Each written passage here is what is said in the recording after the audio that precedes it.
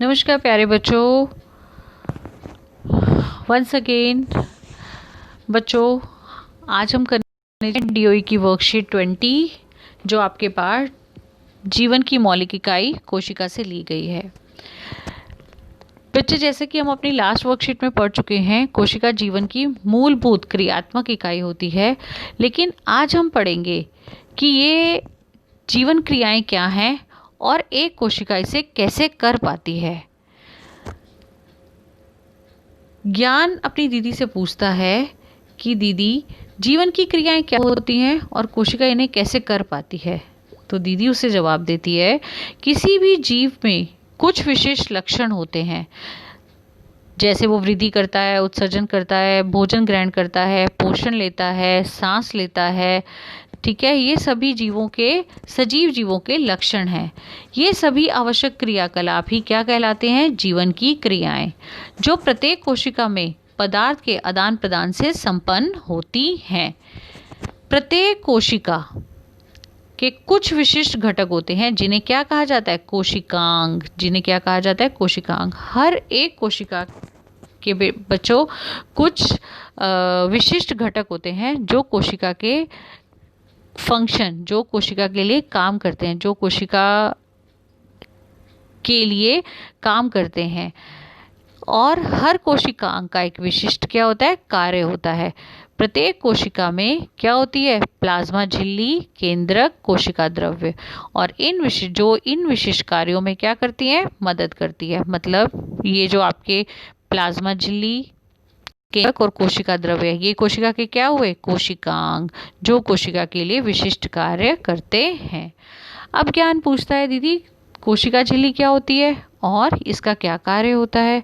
तो दीदी उसे बताती है कि कोशिका झिल्ली कोशिका की सबसे बाहरी परत होती है। कोशिका की सबसे बाहरी परत होती है और जो केवल ज़रूरी पदार्थों को ही कोशिका के अंदर तथा बाहर आने जाने देती है। इसे इस वजह से क्या बोलते हैं? वर्णात्मक परागम्य झिल्ली। स्टूडेंट, कोशिका की बाहरी परत जो केवल ज़रूरी पदार्थों को ही कोशिका के अंदर आने तथा जाने देती है, इसलिए उसे क्या बोलते हैं? वर्णात्मक परागम्य झिल्ली। ज़रूरी पदार्थ कौन कौन से होते हैं? जैसे कार्बन डाइऑक्साइड, ऑक्सीजन, पोषक तत्व, जल इत्यादि। और ये कौन सी विधि द्वारा, कौन सी प्रक्रिया के द्वारा कोशिका के अंदर आते जाते हैं? वो है विसरण और परासरण। ठीक है, ये दो विधियों के द्वारा कोशिका के अंदर आते और आ और जा सकते हैं। ठीक है, कोशिका के अंदर बाहर आ जा सकते हैं। कौन कौन सी विधि द्वारा? विसरण और परासरण की प्रक्रिया के द्वारा। तो पदार्थों की गति ज़्यादा सांद्रता से कम सांद्रता की ओर क्या कहलाती है? विसरण। मतलब पदार्थों की गति ज़्यादा सांद्रता से कम सांद्रता की ओर क्या कहलाती है? विसरण। मतलब अगर आपसे कोई ये पूछे कि विसरण की को आप परिभाषित कीजिए, तो आप क्या बोलेंगे? पदार्थों की गति ज़्यादा सांद्रता से कम सांद्रता की ओर क्या कहलाती है? विसरण। स्टूडेंट, आइए अब जानते हैं कि परासरण क्या है। कोशिका झिल्ली से जल का विसरण क्या कहलाता है? परासरण। और विलयन की सांद्रता का कोशिका पर क्या प्रभाव पड़ता है? जल की सांद्रता के आधार पर विलयन 3 प्रकार के होते हैं। आइए अब हम जानते हैं कि विलयन की सांद्रता का कोशिका पर क्या प्रभाव पड़ता है। स्टूडेंट, जल की सांद्रता के आधार पर विलयन 3 प्रकार के होते हैं। एक होता है आपका अल्प परासरण दाबी। अल्प परासरण दाबी का क्या मतलब होता है?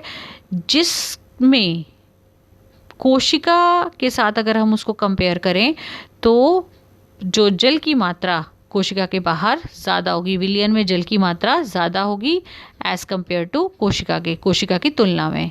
ठीक है, तो अगर हम उसमें कोशिका को डालेंगे तो कोशिका क्या हो जाएगी? फूल जाएगी। तो देखिए, अल्प परासरण दाबी में जिसमें जल की मात्रा अधिक होती है कोशिका की अपेक्षा, तो उसमें कोशिका डालने पर वह फूल जाएगी। और इस प्रक्रिया को क्या बोलते हैं? अंतः परासरण। इसको क्या बोलते हैं? अंतः परासरण। मतलब जल जो है कोशिका के अंदर चला गया।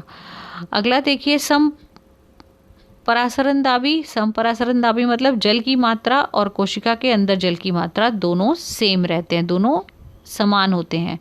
तो कोशिका और विलयन में जल की मात्रा की सांद्रता समान होती है और इस वजह से कोशिका में कोई परिवर्तन नहीं आता। देखिए कोशिका के साइज में कोई परिवर्तन नहीं है, जबकि इसमें कोशिका क्या हो गई, फूल गई। ठीक है। नेक्स्ट स्टूडेंट, अति परासरण दाबी। अति परासरण दाबी का क्या मतलब होता है, विलयन में कोशिका की अपेक्षा जल कम होना, मतलब विलयन में कोशिका की अपेक्षा जल कम होना। तो उस कंडीशन में, उस केस में क्या होता है बेटा, विलयन में जब कोशिका की अपेक्षा जल कम होता है तो कोशिका क्या हो जाती है, सिकुड़ जाती है। जैसे आप यहाँ पे देख सकते हैं कि कोशिका सिकुड़ रही है। देखिए ये कोशिका और ये अब छोटी हो गई है। तो ये इस प्रक्रिया को क्या बोलते हैं, इसको हम बोलते हैं बाह्य परासरण, क्योंकि कोशिका के अंदर से जल निकल के कहाँ आ जाता है, विलयन में आ जाता है। ठीक है। और कोशिका क्या हो जाती है, सिकुड़ जाती है।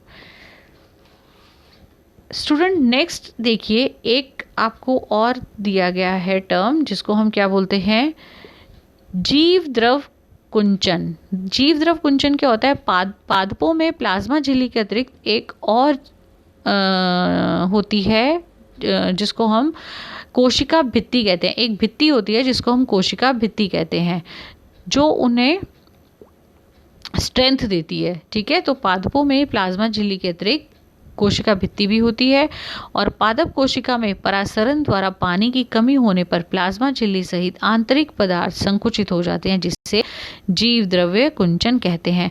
बेटा मैं आपको इसको थोड़ा सा बड़ा करके दिखाती हूँ, एक मिनट आप इसको ध्यान से देखिए। ये देखिए, तो इसमें अब आप देखिए, मैंने जैसे कि आपको बताया कि पादप कोशिका में परासरण द्वारा पानी की कमी होने पर क्या होगा, ये बाहरी जो भित्ति है इसके अंदर ये प्लाज्मा झिल्ली है। जब ये पानी की कमी होगी तो प्लाज्मा झिल्ली सिकुड़ना शुरू कर देगी और इसके अंदर जो आंतरिक पदार्थ हैं वो भी सिकुड़ना शुरू कर देंगे। देखिए श्रिंक हो रहे हैं, सिकुड़ रहे हैं और धीरे धीरे सिकुड़ के बिल्कुल ही संकुचित हो जाते हैं। और इस संकुचन को हम क्या कहते हैं, जीव द्रव्य संकुचन। तो बच्चों उम्मीद करती हूँ आपको ये वर्कशीट अच्छे से समझ आई होगी। तो अब हम करते हैं इसके अभ्यास के प्रश्न। ठीक है।